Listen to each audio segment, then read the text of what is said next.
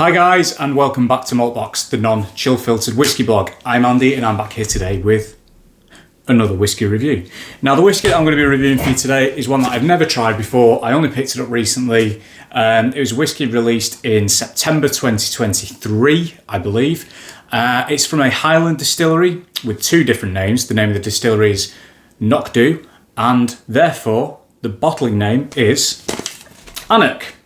In this particular instance, this is the anCnoc Sherry Cask Finish Peated edition. So it's one of their peated runs, basically finished off in a sherry cask or casks, plural, multiple, what you willable. So this hasn't even been opened. Literally, I've never tried this before. Came the other day. Here it is.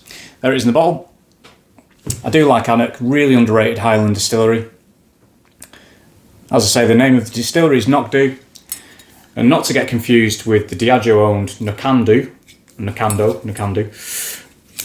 Years and years ago, they decided to release, instead of under anCnoc, they decided to release it under the word anCnoc instead. Right, here we go, cork pop. Beautiful, beautiful stuff. Right, so we're bottled at 43%. Let's see if this whiskey tells us on the bottle whether it's natural colour or non-chill filtered. It does not. As I understand it, the 12-year-old isn't chill filtered from memory. And my memory is bleeding terrible nowadays, it really is. Nothing, absolutely nothing, apart from the fact it's bottled at 43%. Now, I could look at Whiskey Base, I could do an online search, but I kind of wanted to do this off the cuff with you guys because I've never tried it before, so you're going to get an honest reaction, and I didn't really want to have to do too much research into it, which, yeah, I know I probably should.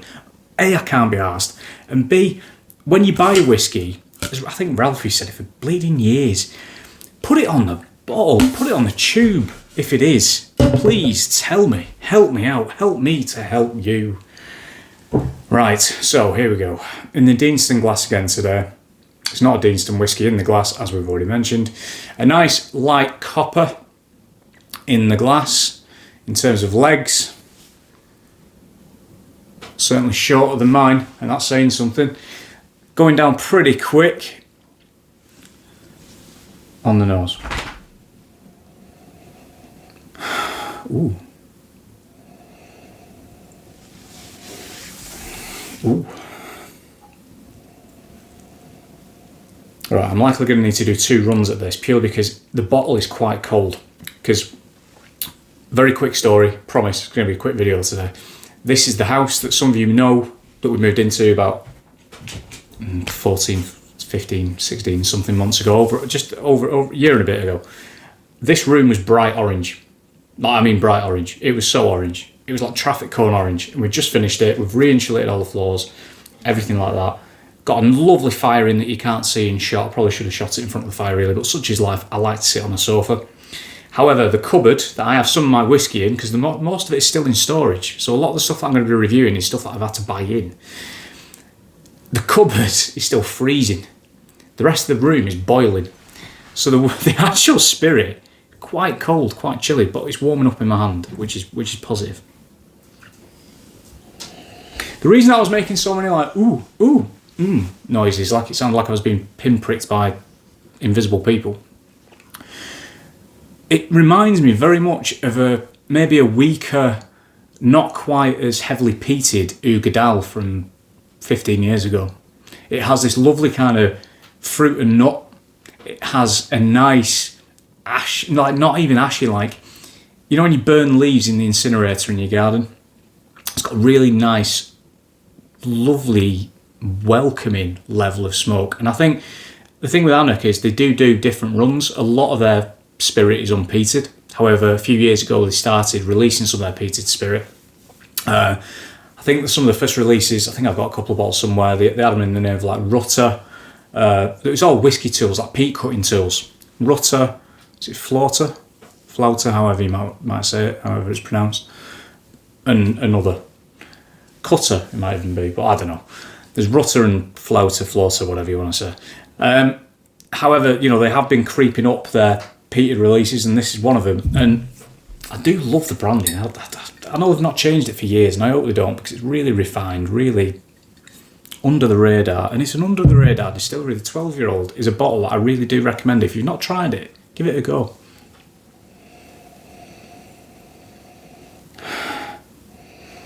We've got some cinder toffee.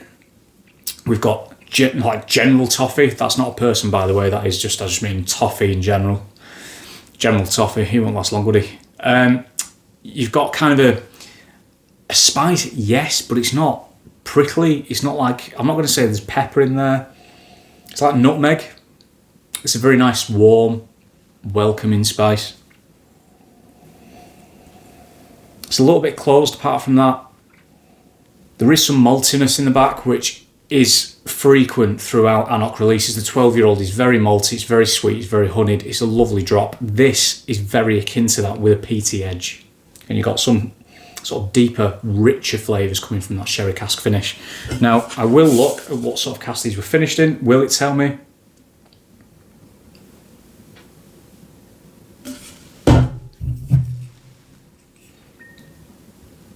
Guess what, kids? No. Right, never mind. Again, Google it. I will also Google it because I want to know. On the palate.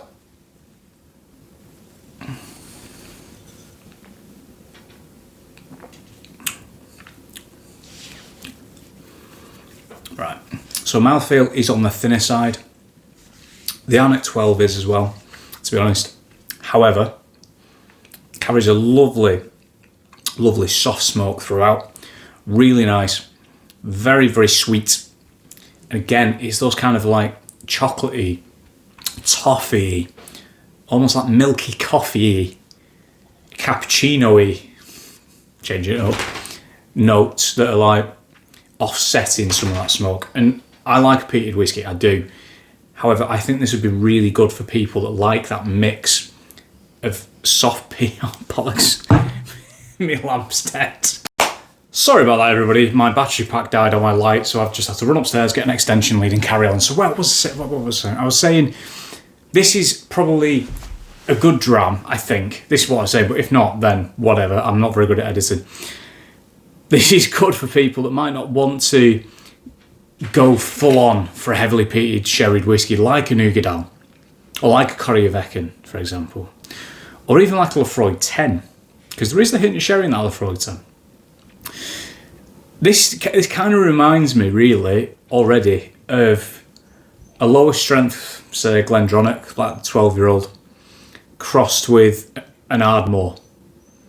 Like an Ardmore. It's a Highland peat. It's a Highland smoke, which is completely different from Islay smoke. Islay smoke is more medicinal, more iodine-y. Highland smoke is heathery, it's softer. It's not as harsh. It can be at the right strength and the right ppm. This, I don't think, is intended to be that. This is a really nice middle ground. It's a middle ground. It's not compromise. I wouldn't say it's compromise, that's harsh. It is a nice middle ground. Very nice mix of flavours.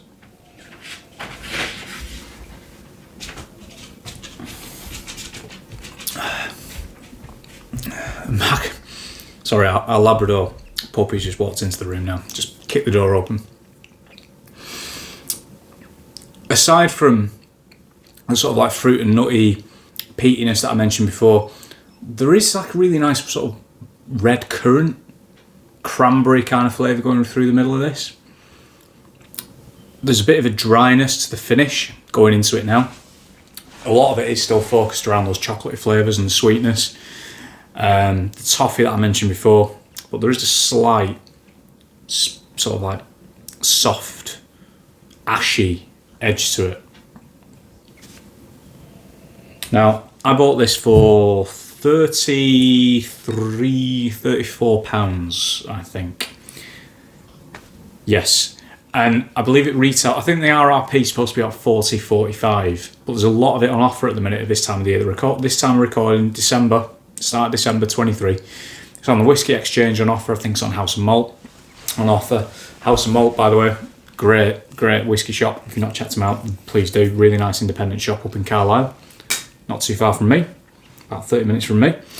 I mean, anCnoc it's a distillery that I wouldn't say I've got a lot of bottles from. Not at the minute. I've got a 24-year-old open that I've been really looking after because that is a beautiful drop. I've got a closed bottle of 18 somewhere in storage and a couple of 12s in storage as well as some of the original Peated releases. But it's not a distillery that I pay like particularly, NOC do. It's not a distillery that I pay particularly close attention to. It just does what it does, but it does it very well. A bit like Glengoyne. It's quite appropriate. Very similar characteristics in that sense. They don't need to shout about a lot of stuff. They just get on with it and they do it really, really well. So again, just going back to the nose now, let's had some time to open up even more. Yeah, that fruit and nuts there. That really nice soft smokes there. The honey, the toffee, the nutmeg. I'm sticking to that. Sort of like a shortbread. Really nice buttery shortbread note in there as well. It's lovely. It's really nice. This is a limited edition, by the way. This is a limited edition. It's not going to be around forever, but it's going to be a big batch. When we say a limited edition, it's not going to be like 500 bottles. It's going to be in the thousands, you'd like to think. On the palate again.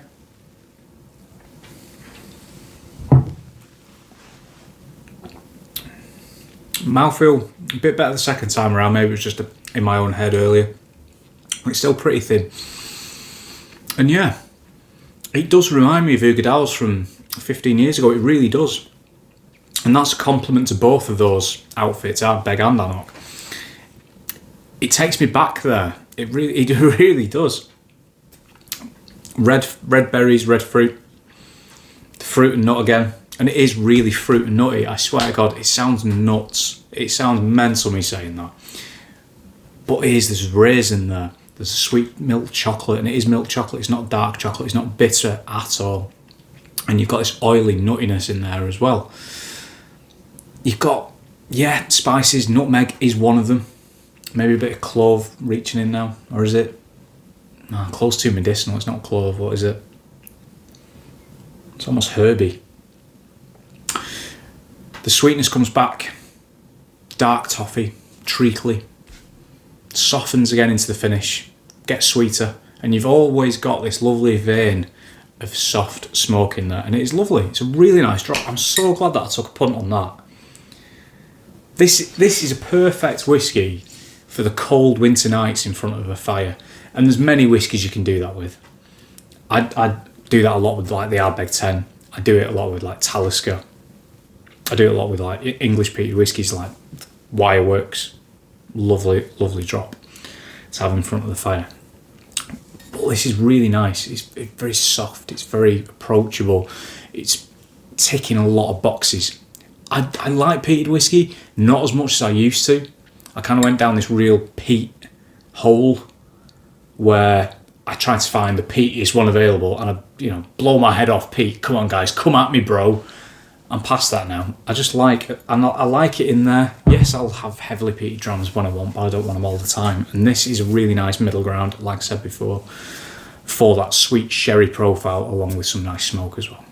So if you can pick this up, if you do come across this, give it a try before you buy if you can, just to make sure it's for you. I'll never tell you to buy something because that's not what I'm here to do. I'm just here to share my experiences with you and hope you enjoy that along the way. And with that in mind, I'm going to box it off now. So thanks very much for watching. I'll be back with some of those sort of midwinter night dram things that I mentioned in the last review.